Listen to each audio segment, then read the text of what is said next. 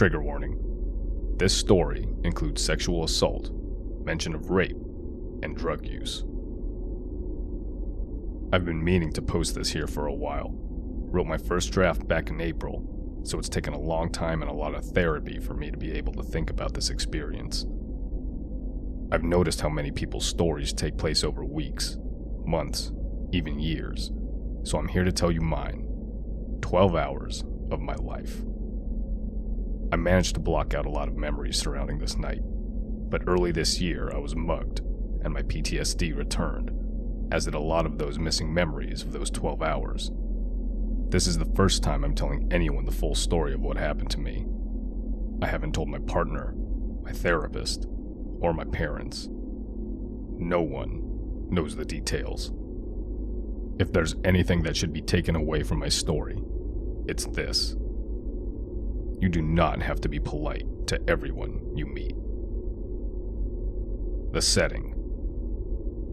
In October 2018, I was 18, in my first year at university in a big city in the UK. I had always lived in the countryside before this, so I lacked street smarts. About a year before I went to my university, I had started a relationship with this guy, Jimmy, who is now my ex. It was my first real relationship, and I thought the world of him, but it was not reciprocated in a loving and compassionate way. Jimmy started off as very emotionally abusive and got progressively worse. But that's a whole other story. At this point, Jimmy and I had been together just under a year and had applied to universities in the same city, mostly by coincidence. We even ended up both moving to the same city. I wanted him to have a proper student life, so I got accommodation in a student block on the other side of the city by him. Jimmy had been using drugs for quite a while, initially starting off just smoking weed, but this progressed rapidly, and by the time we were at uni, he was regularly doing a lot of hard drugs, plus smoking weed multiple times a day. Honestly, I don't think he was ever not high. When we moved to our university, we still saw each other every couple of days, and he found a regular drug dealer named Mark that he had been using continually since we got there in September. Jimmy used to buy from Mark multiple times a week, so on a handful of occasions, I had briefly met him. Mark lived a lot closer to my student accommodation than to Jimmy's, so a couple of weeks before all this happened, Jimmy had started picking up drugs from Mark when he came to see me, meaning Mark would often be outside of my accommodation. Jimmy had asked me a few times if I would pick up the drugs he bought from Mark, but I had always felt weird speaking to Mark on my own. Plus, I rarely smoked weed, so it felt very weird picking up drugs in general. 6 p.m. One day, at the end of October, Jimmy had plans to come and see me that evening and asked again if I would pick up some weed from Mark. I was in a good mood that day and feeling more confident than usual, so the first time I agreed to. Jimmy gave me Mark's number and said that Mark would message me when he was on his way. Only around 10 minutes later, I got a message from Mark saying that he was nearly outside my apartment and I needed to go outside, so I did. Outside of my accommodation, there was a quieter area with a lot of benches, so I sat and waited for him.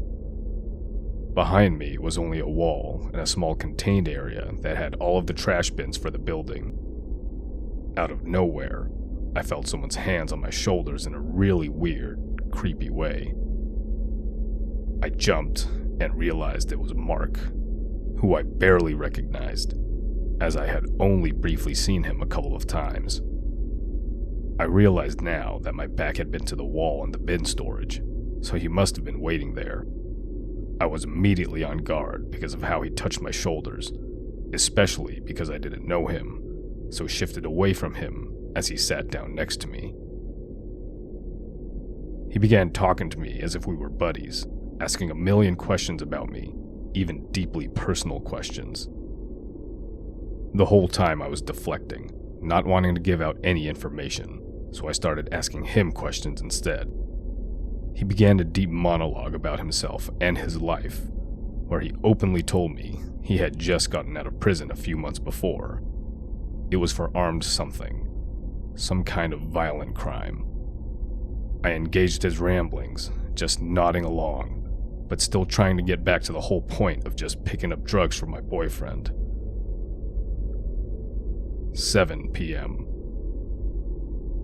I have always been able to talk to anyone, and was always taught to be nice when someone is talking, so I ended up sitting there for around an hour trying to get the conversation back to the reason I was there, to pick up drugs for my boyfriend and go. It was so long it actually started getting dark. This guy just kept talking. I knew my boyfriend was going to be coming over soon, so I kept looking at my phone to see if he was on his way, but he hadn't replied. Eventually, I told Mark that I needed to get back inside, as I was meeting up with my boyfriend soon, and then going clubbing after with some friends, so I needed to get ready, and could I please just pick up the drugs? He then said, "Oh, well, I can't give them to you here. There's CCTV everywhere. We can go inside so that I can give them to you." I had witnessed him giving my boyfriend drugs in the same spot countless times before, so I knew this was bullshit. I didn't want Mark to come back to my apartment, so I told him that he could go into the lobby of my building, where there was a disabled bathroom, and he could give them to me there. He agreed, and followed me inside.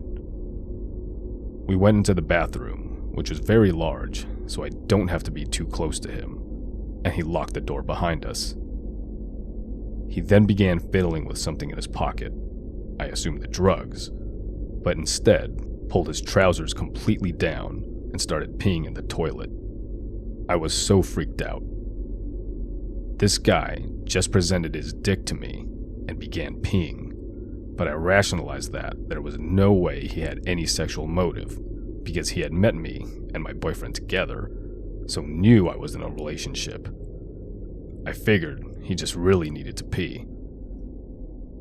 I had kept my eyes shut the whole time, and when he flushed, I thought that finally he would give me the drugs that I was there to collect.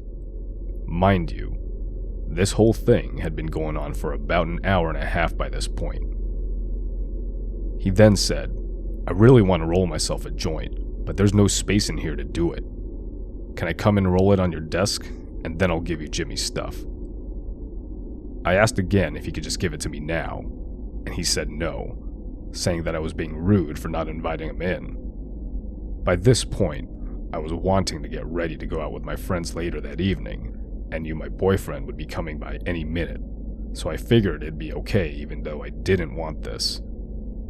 It's worth noting that I was emotionally abused by my boyfriend, and knew he would be mad at me if I didn't collect his drugs, or if I annoyed Mark because he was his favorite dealer.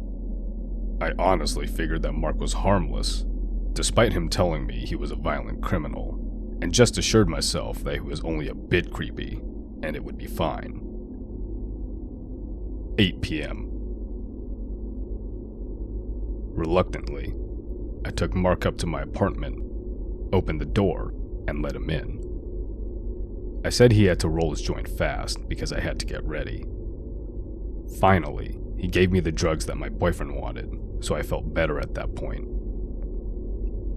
He walked over to my desk, moved all my things to the side and sat down, getting out the things to roll his joint. I don't know how to roll a joint, but I've seen Jimmy do it countless times, so I know it doesn't take more than a minute or so. Mark continues trying to talk to me, but at this point, my answers are getting shorter and shorter. He rolls this joint so slowly, I cannot even describe it. He then said, "Well, I can't smoke this outside, so is it cool if I just stay here and smoke it? It'll only take 5 minutes to smoke." I said no, and told him again that I had to get ready. He replied, "It's okay, you can get ready with me here." By this point, I was over it. Messaged my boyfriend again to tell him to hurry up. Mark asked me once again, and in my frustration, just wanting this guy out of my apartment, I just said, Okay, sure, but be quick. I then went out of my room into the shared kitchen. I only had 2 flatmates, and no one else was in the apartment that night. Grabbed some wine and a glass so that I could have some solitary pre-drinks and returned to my room.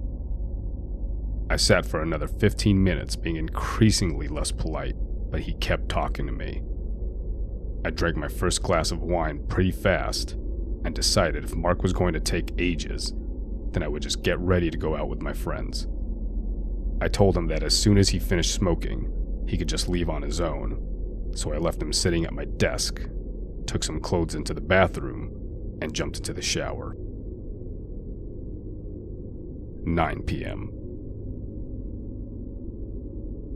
Maybe a minute or so into my shower, I heard some soft footsteps outside the door. Like a scene from a freaking horror movie, I saw the door handle slowly being pushed down. Thank fuck I remembered to lock the door. All of a sudden, Mark began banging on the door. I turned the shower off and just said, hi? Through the door. He shouted through the door, asking me to let him in because he needed to pee again. I obviously said no, and just got dried and dressed as fast as I could. By this point, I figured there was no way he was going to leave my apartment until I did, so I did my makeup as fast as I physically could and messaged my friends that I'd be coming to theirs sooner than I had planned. I still hadn't gotten a reply from Jimmy, so I just told him that I was going out early and not to come over. I got ready to go and told Mark that I was leaving now and he needed to come downstairs with me. He was still sitting at my desk and ignored what I was saying. He asked if he could stay in my room while I was out because he was tired and wanted a nap. Finally, I was firm with him, and after a lot of convincing, he left with me. I made sure to order an Uber to my friend's place so that he couldn't try and walk with me. By the time we got outside, my Uber was nearly there. He stood with me, looking over my shoulder at my phone the whole time. My Uber finally arrived. As I got into it, Mark straight up walked around the other side and got in. I was in disbelief and laughed, then told the Uber driver that I didn't know who this guy was and that he wasn't getting in with me. The Uber driver was not as polite as I was and told Mark to get out, so he did. 10 p.m. I sat there on the way to my friend's house and finally felt calm that I had gotten away from Mark. I called my friend from the Uber and told her what happened, so she said she would come outside of her building to get me with a group of her flatmates. My friend's accommodation was not far from mine. It took longer to get there by car than on foot because of the one-way system in the city, but I didn't care at this point. I arrived in about 10 to 15 minutes, with my friend meeting me at my Uber, then went inside her flat to her group of friends. She had quite a few people with her, and I suddenly noticed that one of her male flatmates was talking to someone slightly away from the group. I looked over and suddenly realized he was talking to Mark.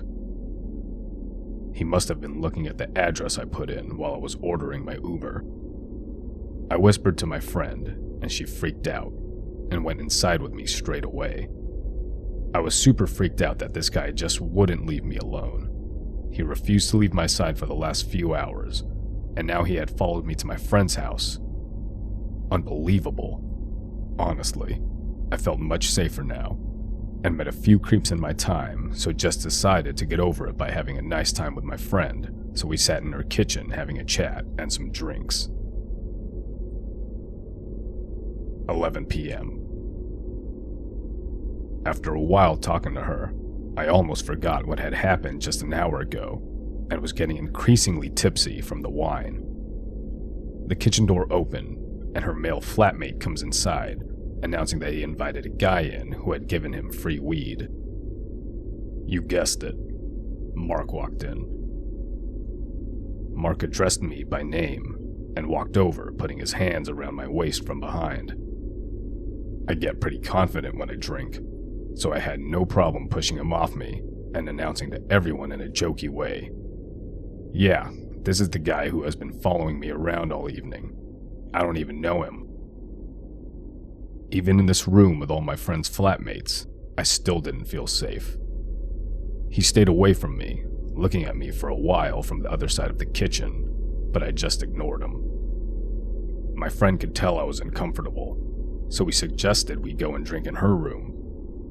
Around 30 minutes after going into her room, the door slams open suddenly, and Mark is standing there. He says, "Oh, I was looking for the bathroom. Can I use yours?" My friend had an ensuite. She tells him to get the fuck out, and he does. I'm honestly just bored of this guy's constant presence at this point, so we decide to just go to the club early. 12 p.m. We grab our stuff, run past the kitchen door, and outside. My friend orders us an Uber, and we get in and go to the club. After a while, some of her flatmates join us, but Mark does not, thank fuck. The people who had been in the kitchen said that Mark left shortly after he saw me and my friend leave, but there was no sign of him now. I just try and enjoy the night, but being a poor student, I can't afford any more drinks at the club. As I begin to sober up, I realize how shaken up and creeped out the whole evening made me, and I don't feel safe. 2 a.m.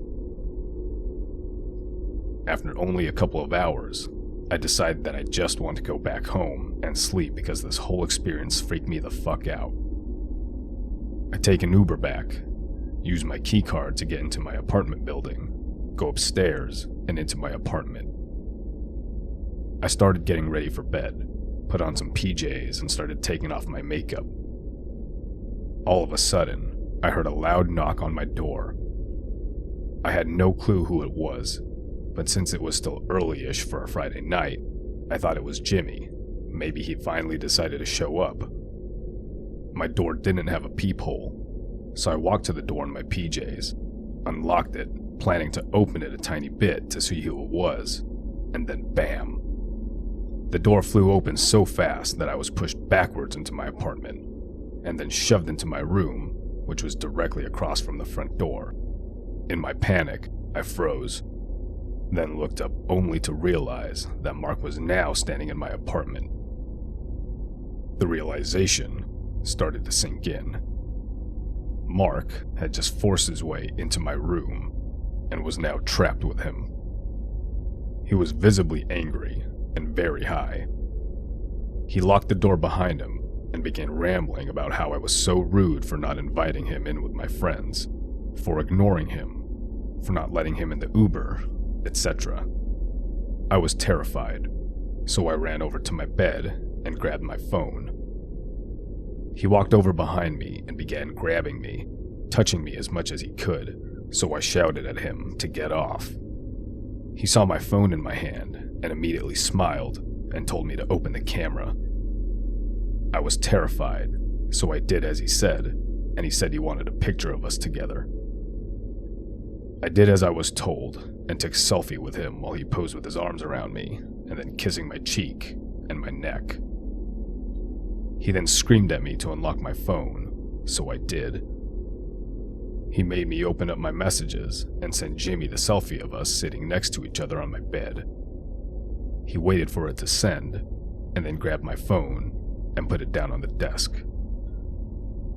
He sat at my desk for the next 4 to 5 hours, talking at me continually, saying how I was so rude I needed someone to teach me some manners, how I had to do what he said because he was older than I was, how Jimmy wasn't good enough for me, how I was so beautiful, and how he knew that I needed to be with him. He told me that his girlfriend knew he had been at my house that evening, and now she said he can't go home, and it was all my fault. The whole time I continued bargaining with him, trying to get him to leave, but it didn't work. Occasionally, I would just lie down on my bed or sit and not speak. Each time I did, he would get up and wrap his arms around me or try to spoon me, stroking my face, trying to kiss me, and trying to take my clothes off and touch me. Every time I fought him off, he would get angry again and go sit at the desk and keep shouting. I knew that this guy had previously been in prison for some kind of violent crime, so I didn't want to piss him off. I just sat there for hours and quietly sobbed, too scared of trying to leave, because I would have had to walk past him to get to the door. I was out of options.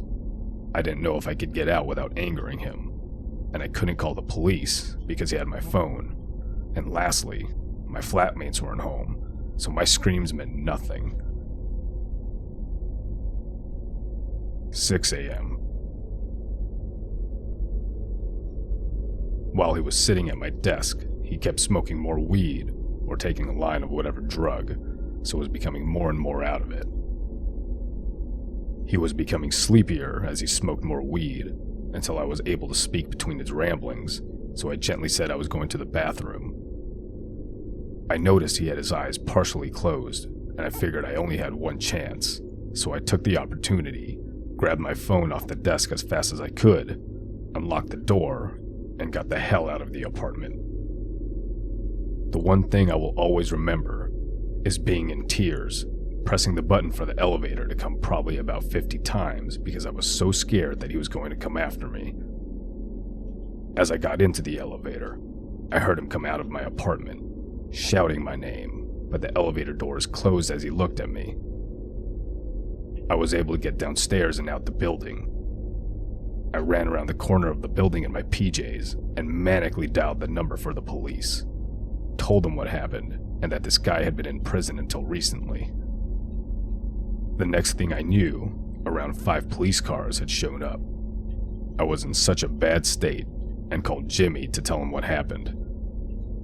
He was still awake and hadn't come to visit the night before because he was with a girl who was a, quote, friend, and said that now he didn't want to come to be with me because he had some weed on him and didn't want to be near the police.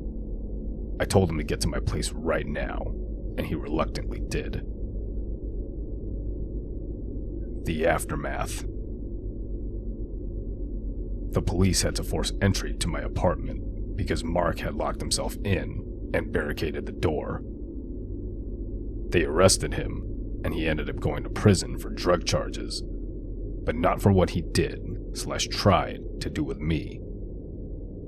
The police said they couldn't prosecute him because I had, quote, willingly let him into my apartment earlier in the night, and he hadn't physically done anything.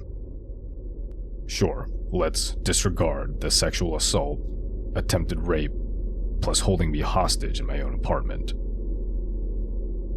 After I had given my statements to the police, I went back inside and saw that my room was thrashed. Mark had thrown things around and smashed things in anger. I'm so glad I got out when I did, because I can't imagine what would have happened if I was trapped in the crossfire. I don't know what happened to Mark after that, but I moved out of that apartment a couple of months later, and away from that city as soon as I could when COVID hit, to make sure Mark could never find me. I stupidly stayed in my abusive relationship for another year or so, but then I finally realized that it was too good to put up with Jimmy's shit. I had such severe PTSD from the incident that I couldn't go outside for months after, which messed up the whole first year at university. It has taken until now for me to be able to walk around at night, and being alone in public is still really difficult. I'm well aware that the ending is very anticlimactic, and I wish I had been able to advocate for myself, but I just shut down emotionally afterwards.